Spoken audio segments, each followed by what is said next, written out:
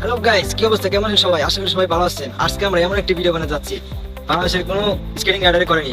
আমি আজকে ট্রেন লাইনের সেলের উপর দিয়ে স্কেটিং করবো। সব সেলের উপর দিয়ে চালানো অনেক রিস্ক। এমনিতে সাধারণত রাস্তার ভিতরে কেউ চালাতে পারে না। ঝুঁকি নিচ্ছি, আপনারা কেউ ঝুঁকি নেবেন না, ঠিক আছে? চলেন ভিডিও শুরু। মুভিতে আপনারা দেখেছেন রোবট স্কেটিং করে সেল লাইনের উপরে। আজকে আমরা বাস্তবে ট্রাই করবো।